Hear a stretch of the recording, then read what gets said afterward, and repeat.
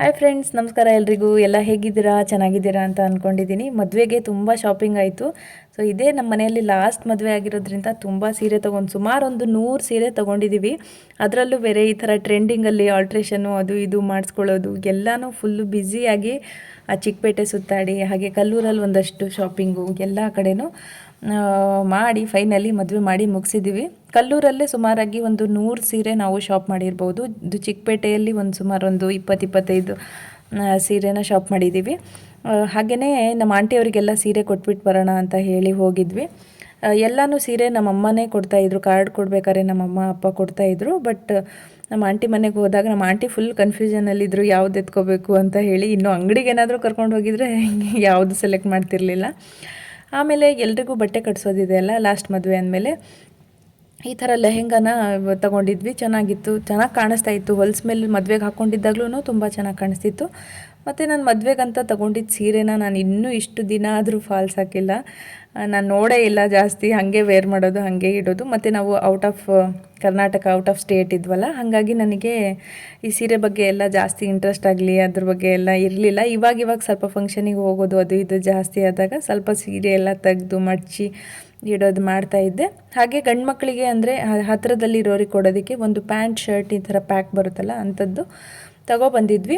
Almost ಎಲ್ಲ list ನೋಡಿಕೊಂಡು ಎಲ್ಲನೂ ಕವರಲ್ಲಿ ಪ್ಯಾಕ್ ಮಾಡಿ ಲೇಬ್ಲಿಂಗ್ ಎಲ್ಲ ಮಾಡಿಬಿಟ್ಟು ಇಟ್ಟಿದ್ವಿ. ಸೊ ದಟ್ ಕಾರ್ಡ್ ಕೊಡೋಕ್ಕೆ ಹೋದಾಗ ಕನ್ಫ್ಯೂಸ್ ಆಗಬಾರ್ದು, ಎಲ್ಲೆಲ್ಲಿ ಯಾವ್ಯಾವ ಊರಿಗೆ ಹೋದಾಗ ಕೊಡೋಕ್ಕೆ ಈಸಿ ಆಗಲಿ ಅಂತ ಹೇಳಿ. ಅಂದರೆ ಮದುವೆ ಮನೆ ಅಂದರೆ ತುಂಬಾ ಬ್ಯುಸಿ ಇರುತ್ತೆ, ನಾವು ಹೇಳ್ಕೊಂಡಂಗೆ ಆಗಲ್ಲ, ನಮ್ಮ ಪ್ರೆಸೆನ್ಸ್ ಆಫ್ ಮೈಂಡೇ ಇರೋದಿಲ್ಲ. ನಾಳೆ ಏನೋ ಅನ್ನೋ ಚಿಂತೆನೆ, ನಾಳೆ ಏನು ಕೆಲಸ ಮಾಡಬೇಕು, ಇವತ್ತು ಮರ್ತು ಬಿಡ್ತೀವಿ, ನಾಳೆ ಏನು ಮಾಡೋದಂತ ಯೋಚನೆ ಮಾಡ್ತಾ ಇರ್ತೀವಿ. ಸೊ ಬಟ್ಟೆ ಕೆಲಸ ಎಲ್ಲ ಮುಗ್ದಾದ್ಮೇಲೆ ಅಕ್ಕಿ ಶಾಸ್ತ್ರ ಮಾಡೋಣ ಅಂತ ಹೇಳಿ ರೆಡಿ ಮಾಡ್ಕೋತಾ ಇದ್ದೀವಿ. ಇನ್ನೂ ಮನೆ ಕೆಲಸ ಎಲ್ಲ ಆದಷ್ಟು ಪೆಂಡಿಂಗಲ್ಲೇ ಇತ್ತು. ಅಕ್ಕಿ ಶಾಸ್ತ್ರ ಮಾಡಿ ಮುಗಿಸ್ಬಿಟ್ರೆ ಅದೊಂದು ಮುಗ್ದೋಗುತ್ತೆ, ಮತ್ತು ಮದುವೆ ಪ್ರಾರಂಭವೂ ಆಗುತ್ತೆ ಅಂತ ಹೇಳಿ. ಹಾಗೆ ನಮ್ಮ ಅಜ್ಜಿ ಬಂದಿದ್ದರು.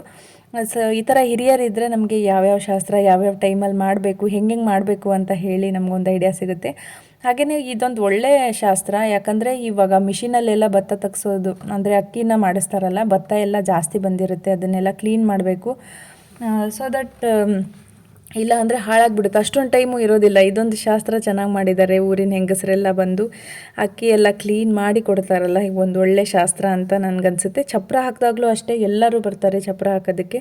ಈ ಸಿಟಿಯಲ್ಲೆಲ್ಲ ಹಿಂಗಲ್ಲ, ಹಾಗೆ ಯಾರಿಗಾದರೂ ಹೇಳಿದ್ರೆ ಬಂದು ಚಪ್ರ ಹಾಕ್ಬಿಟ್ಟು ಹೋಗ್ತಾರೆ. ನಮ್ಮ ಕಡೆ ಹಾಗಲ್ಲ, ಅವರೆಲ್ಲ ಈ ಥರ ಅಕ್ಕಿ ಶಾಸ್ತ್ರ ಮಾಡಿದಾಗ ಅಕ್ಕಿ ಎಲ್ಲ ಕ್ಲೀನ್ ಮಾಡಿಕೊಟ್ಟಾಗ ನಾವು ಅವರಿಗೆಲ್ಲ ಊಟ ಎಲ್ಲ ಹಾಕ್ತೀವಿ.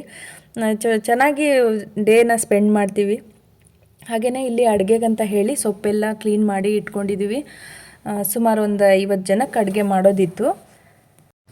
ಕೆಲಸ ಮಾಡ್ತಾ ವಿಡಿಯೋ ಮಾಡೋದೇ ಮರ್ತುಬಿಟ್ವಿ. ಹಾಗೆಯೇ ಒಂದು ಸೀಕ್ರೆಟ್ ರೂಮ್ ಅಂತ ಇರುತ್ತೆ ಮದುವೆ ಮನೆಯಲ್ಲಿ, ಅಂದರೆ ಎಲ್ಲ ಸಾಮಾನೆಲ್ಲ ಆ ಕಡೆ ಈ ಕಡೆ ಆಗಿರುತ್ತೆ, ಕಳೆದೋಗುತ್ತೆ. ನಮಗೆ ಯಾಕೋ ಅಷ್ಟೊಂದು ನೋಡ್ಕೊಳಕ್ಕಾಗಲ್ಲ ಅಂತ ಹೇಳಿ ನಾವು ಒಂದು ರೂಮ್ನ ಇಟ್ಕೊಂಡು ಅದರಲ್ಲಿ ಒಂದು ಚಾಕು ಬೇಕು ಅಂದರೆ ನಮ್ಮಮ್ಮ ರೂಮಲ್ಲಿ ಇಟ್ಟಿದ್ರು.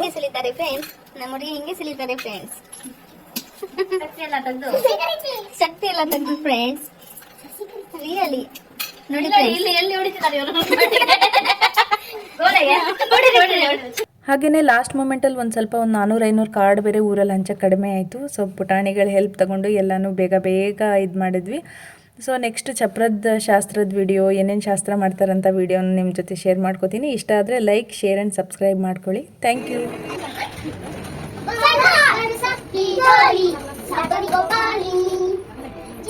जी सब वो समझा हमको जवानी।